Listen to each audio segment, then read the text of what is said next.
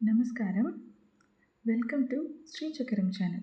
இன்றைக்கி நம்ம இந்த வீடியோவில் சுகபிரம்ம காளி, கிரண்டிக பட்சியின் தோற்றமும் ஸ்ரீ சுகபிரம்ம காளியின் அவதாரமும், கண்ட பேருன்ற பட்சியையும் சரப பட்சியையும் விழுங்கிய ஸ்ரீ மகாபிரத்யங்கரா தேவி அண்டம் நடுங்க மிகப்பெரிய அசுர கோர ஏப்பம் விட்டாள்.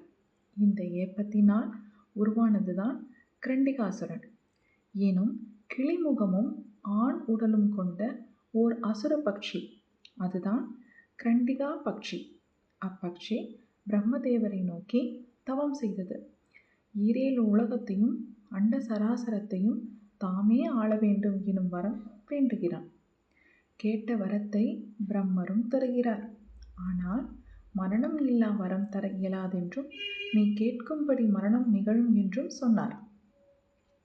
அதற்கு அப்பட்சி தன்னை போல ஒரு ஆணால் தனக்கு மரணம் சம்பவிக்க கூடாதென்றும், தன்னை போலவே உள்ள ஒரு பெண் மூலமாகவே தனக்கு மரணம் நிகழ வேண்டும் என்றும், காக்கும் தொழிலை கொண்ட விஷ்ணு அம்சமாகவும் அழிக்கும் தொழிலை கொண்ட ருத்ர அம்சமாகவும் தன் உடம்பில் கொடிய நாகங்களை சூட்டியிருக்க, கையில் இருக்கக்கூடிய முஷலத்தினால்தான் தனக்கு மரணம் வர வேண்டும் என்றும் வரம் வாங்கினார்.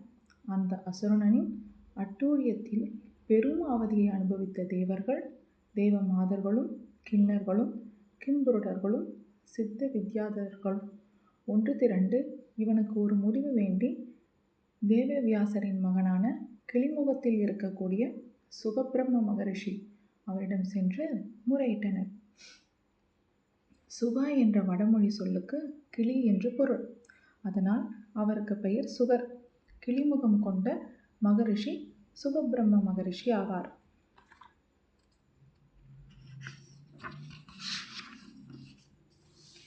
இந்த சுகபிரம்ம மகரிஷி தான் பரீட்சித்து மகாராஜா வைகுந்தம் எய்த தனது தந்தை மன அமைதி பெற இயற்றிய ஸ்ரீமத் பாகவதத்தை 7 நாட்களுக்குள் எடுத்துரைத்தார்.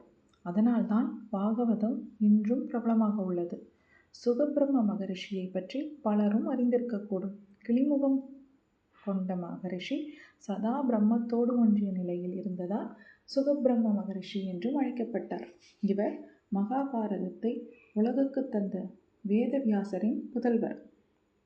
சுகமுனிவர் என்ற பெயரும் இவருக்கு உண்டு. என்றும் 16 வரம் பெற்ற மார்க்கண்டேயன் இவரது சீடன்.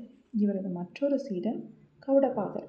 அவரது சீடர் கோவிந்த பகவத்பாதர். அவரது நேர் சீடர் தான் ஆதிசங்கரர். இதிலிருந்து சுகமுனிவரின் பெருமையை உணர்ந்து கொள்ளலாம்.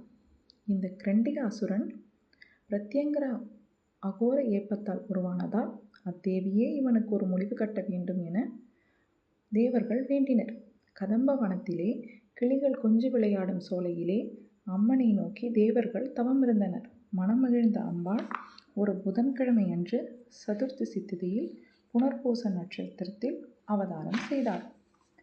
இரத்த வண்ணத்தில் வஸ்திரம் உடுத்தி கிளிமுகத்தோடு சங்கு தடாகம் அணிந்து சங்கு சக்கரம் தரித்து ஹிருதயத்தில் ஆத்ம சொரூபமான சரபலிங்கத்தை வைத்து சூலத்தை கொண்டு அபயமுத்திரை தாங்கி அஷ்டநாகங்களை ஆபரணமாக அணிந்து காட்சியளித்தாள். 18 நாட்கள் தொடர்ந்து போர் புரிந்தாள். தமது 32 அசுரங்களை எய்து தமது சூலத்தால் அப்பட்சியை பிராணம் வாங்கினாள்.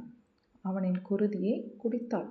வினோதமான உருவத்தை தரித்த அம்மனை கண்டு மனமகிழ்ந்த ஈசன் சுகர் மூலம் கடும் தவம் செய்த பிறகு தரித்த உருவம். இதனால் அவளுக்கு சுகபிரம்ம காளி என்று பெயர் சூட்டினார்.